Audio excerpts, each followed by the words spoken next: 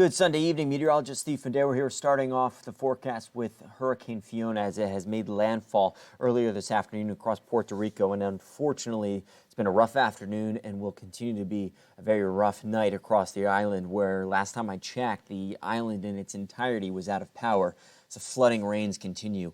Unfortunately, the island is on the right side of the system, and the right front quadrant of tropical cyclones is where all of the rain is and most of the wind is. And really, the bigger issue with the system is the rain opposed to the wind, as the Category 1 hurricane is kind of dodging both right now. The center of the system kind of dodging Puerto Rico and Dominican Republic, kind of splitting the difference. Hurricane warnings are also up for the Dominican Republic, but look where all the rain is, on the right side of the system. So the flooding rains will continue into the night as it's just rain band after rain band after rain band.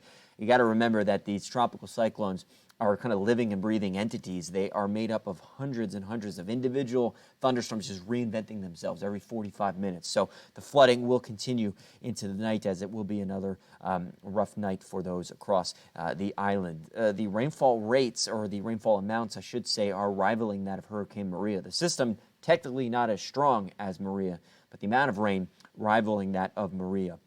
Remember what that system did to the island back in 2015. So the system will be pulling northward in the next coming days into the western Atlantic. Good consensus on that. And it could potentially then strengthen to a Category 2, maybe even a major hurricane by Tuesday. Now, mid to late week, the trend is keeping this system in the Atlantic. It'll be approaching Bermuda between Thursday and Friday. So fortunately for Hampton Roads, the trend has this system passing by our coastline by a couple hundred miles later on in the week. One of the reasons, there's an approaching cool front, which is kind of help keep this out at sea. Now, this will kick up the seas and the surf towards the end of the week, so boaters beware of said rough surf and rough seas. Surfers, keep an eye out for your local wind forecast towards the end of the week. There'll be another round of some fun waves to catch. Elevated risk of rip currents across our local shorelines here in the coming days towards the end of the week into the weekend. Now, I mentioned this cold front later on in the week is aiding Fiona to stay out at sea. It's keeping Fiona out to sea, or at least that's the trend.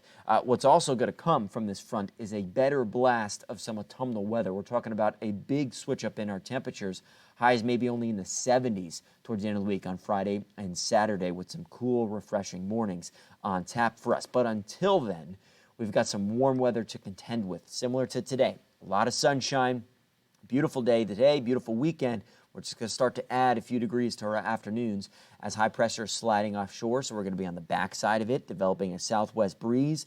Tomorrow afternoon, our high temperature is going to be pushing 90 degrees, similar on Tuesday, similar on Wednesday, similar on Thursday. So warm stretch of weather on the way. There will be a boundary nearby on Tuesday, just keeps a couple clouds around, maybe sparks a stray shower, but rain chances really slim up until about Thursday, and even by Thursday's front, we're looking at just some widely scattered showers possible. Timing as of now, it's a little bit all over the place, but that'll be our next best chance of rain.